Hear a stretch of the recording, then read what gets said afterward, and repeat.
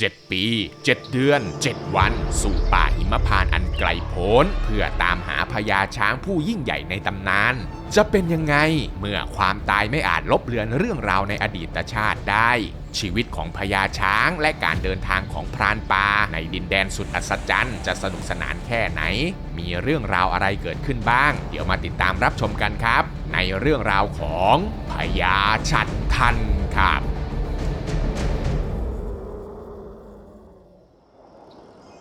ณป่าหิมพานต์อันกว้างใหญ่ไพศาลที่รายล้อมไปด้วยภูเขาสูงถึง7 ชั้นนั้นตรงกลางจะมีสระน้ำศักดิ์สิทธิ์กว้างใหญ่ที่ชื่อว่าสระฉัตรทันซึ่งเต็มไปด้วยดอกบัวหลากสีและรายล้อมไปด้วยป่าผลไม้และก็ยังเป็นที่อยู่อาศัยของโขลงช้างจำนวนมากกว่า 8,000 เชือกที่อาศัยอยู่ร่วมกันอย่างผาสุกในโขลงช้างนี้เองล่ะครับมีพญาฉัตรทันเป็นจ่าโขลงคอยปกครองช้างตัวอื่นๆเขาเป็นพญาช้างเผือกสีกายเป็นสีขาวพองปากและปลายเท้าแดงระเรื่อตัวสูงใหญ่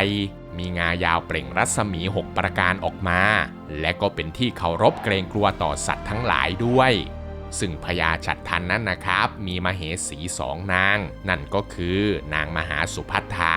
และนางจุลสุพัทธาอาศัยอยู่ร่วมกันอย่างร่มเย็นจนกระทั่งมีอยู่วันหนึ่งครับในช่วงที่ดอกรังในป่าออกดอกบานสะพรั่งพญาฉัตรทันก็พาฝูงช้างไปเล่นกีฬาตีดอกรังโดยใช้ตะบองเนี่ยนะครับตีให้ร่วงหล่นลงมาอย่างสนุกสนาน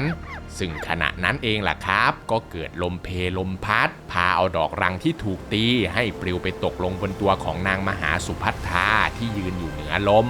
ส่วนพวกใบไม้แห้งมดแดงและมดดำบนต้นไม้กลับไปร่วงใส่นางจุลสุพัทธาที่ยืนอยู่ใต้ลมแทนทำให้นางจุลสุพัทธาเนี่ยนะครับเกิดอาการน้อยใจคิดว่าสามีเนี่ยตั้งใจตีดอกรังใส่ภรรยาคนโปรดแต่ตนเองเนี่ยกลับมีแต่มดแมลงและใบไม้แห้งมาตกใส่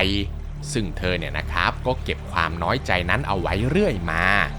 จนกระทั่งวันหนึ่งขณะที่โขลงช้างทั้งหลายลงไปอาบน้ำในสระน้ำพญาฉัตรทันพร้อมด้วยชายาทั้ง2ก็ยืนเคียงข้างกันเพื่อชมความงามของสระน้ำและฝูงช้างที่กำลังเล่นน้ำด้วยกันอย่างเพลิดเพลินและเหล่าช้างมากมายเนี่ยนะครับก็พากันเก็บเอาดอกบัวสีต่างๆในสระมาวางประดับให้กับพญาช้างทั้ง3แต่ว่ามีช้างอยู่ตัวหนึ่งครับที่ได้ดอกบัวสีสวยและดอกใหญ่ที่สุดในสระมาซึ่งมันเป็นดอกบัวที่มีกลีบซ้อนกันมากถึง7 ชั้นช้างตัวนั้นนะครับก็เลยนำเอาดอกบัวที่มีเพียงแค่ดอกเดียวนั้นยกให้กับพญาฉัตรทันแต่พญาฉัตรทันก็ดันส่งต่อไปให้กับนางมหาสุพัทธาในฐานะที่เธอเป็นภรรยาที่มีอายุมากกว่า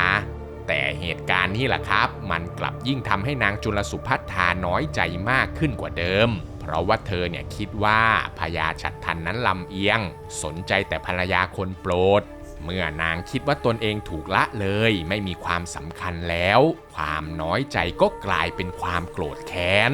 จนกระทั่งมาถึงวันที่เหล่าช้างทั้งหลายจะต้องเอาผลหมากรากไม้ไปถวายให้แก่พระปัจเจกพุทธเจ้านางจุลสุพัทธาก็ตั้งใจเก็บมะสร้างเผือกมันไปปรุงกับน้ำผึ้งแล้วเอาผลไม้เหล่านั้นไปถวายในวันถวายภัตตาหารพร้อมกับตั้งจิตอธิษฐานว่าหากตนเองสิ้นกรรมในชาตินี้ก็ขอให้ชาติหน้าเธอได้เกิดมาเป็นลูกสาวของพระเจ้าแคว้นมัทรัฐและก็ขอให้สามีของเธอยกเธอขึ้นให้เป็นคนโปรดตามใจทุกอย่างและก็ใส่ใจเธอแต่เพียงผู้เดียวและขอให้มีอำนาจสามารถสั่งการพรานป่าทุกคนให้ไปล่าเอางาช้างทั้ง2ของพญาฉัตรทันมาได้คำขอของนางจุลสุพัทธาที่เปี่ยมไปด้วยแรงอธิษฐานและความแค้นนี้เองล่ะครับก็ได้ส่งผลให้ในเวลาต่อมาเนี่ยเธอต้องล้มป่วยลงกินหญ้ากินน้ำไม่ได้จนร่างกายเริ่มสู้ผอมแล้วก็ตายจากไปในที่สุด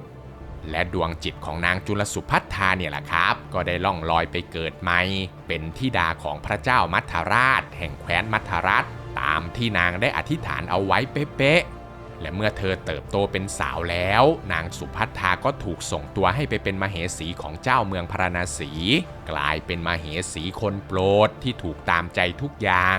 หากเธอต้องการอะไรก็จะมีคนจัดหามาให้ ไม่เคยถูกขัดใจเลยแม้แต่ครั้งเดียวจนการเวลาผ่านพ้นไปสักระยะนางสุภัททาก็เริ่มระลึกชาติได้และเกิดปรารถนาที่จะครอบครองงารัศมี6ประการของพญาฉัตรทันนางสุภัททาจึงวางแผนแกล้งแพ้ท้องและหมกตัวอยู่แต่ในห้องจนเมื่อเจ้าเมืองผู้เป็นสามีเริ่มเป็นห่วงก็เลยได้มาถามกับราชินีคนโปรดของเขาว่าเธอเป็นอะไร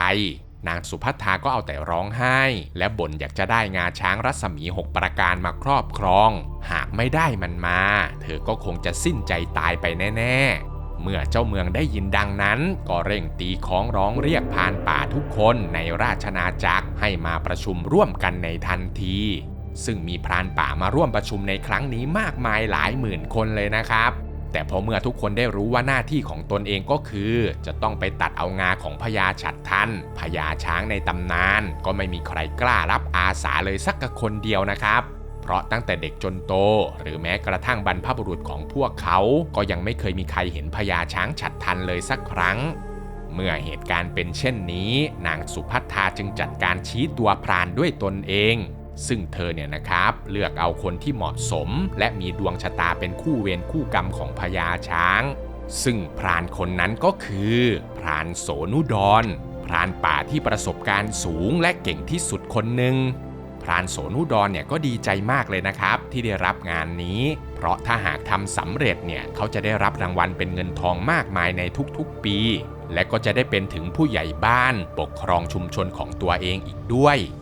นางสุภัทราเนี่ยนะครับจัดการบอกถึงเส้นทางไปยังป่าหิมพานต์ให้กับพรานป่าได้ฟังอย่างละเอียดว่าเขาจะต้องข้ามภูเขา7ลูกเข้าไปในป่าหิมพานต์และก็จะต้องจัดการกับพญาช้างอย่างแยบยลเพราะว่าบริวารช้างมากมายนั้นจะดุร้ายมากยิ่งขึ้นหากพญาช้างของพวกเขาถูกทำร้ายพอพรานโสนุดรรู้ถึงเส้นทางที่ยากลำบากและรู้ถึงความน่ากลัวของโขงช้างเขาก็ถึงกับไม่อยากจะรับงานนี้แล้วนะทุกคนนางสุภัทราจึงเล่าถึงความหลังในอดีตชาติของตนเองให้พรานป่าได้ฟังพร้อมกับยืนยันว่าภารกิจในครั้งนี้จะสำเร็จอย่างแน่นอนเพราะเธอเนี่ยบอกทุกอย่างที่มีประโยชน์ให้กับพรานป่าแล้วเมื่อพรานโสนุดรได้รับคำปลอบใจเขาก็ตัดสินใจเตรียมมีดเตรียมเสียมจอบและก็เสบียงต่างๆเพื่อเลี้ยงปากเลี้ยงท้องแล้วก็เริ่มออกเดินทางเข้าไปในป่าหิมพานต์เพื่อไปตามไล่ล่าพญาช้างฉัตรทันต่อไปพรานป่าเนี่ยนะครับต้องเดินผ่านป่าเขาอันมืดทึบลุยเข้าไปในป่าที่แสนอันตรายที่เต็มไปด้วยสัตว์ป่าและพืชพันธุ์มีพิษมากมายจนกระทั่งเวลาผ่านไปนานถึง7 ปี 7 เดือนกับอีก7 วันในที่สุดพรานโสนุดรก็เดินทางมาถึงสระน้ำใหญ่ที่เต็มไปด้วยโขลงช้างนับหมื่นตัวและท่ามกลางช้างป่ามากมายนั่นเองล่ะครับก็มีพญาช้างเผือกตัวหนึ่งสีขาวเด่นเป็นสง่าพร้อมกับมีงาที่เปล่งรัศมี6ประการออกมาเหมือนกับคำบอกเล่าของนางสุภัทราเป๊ะ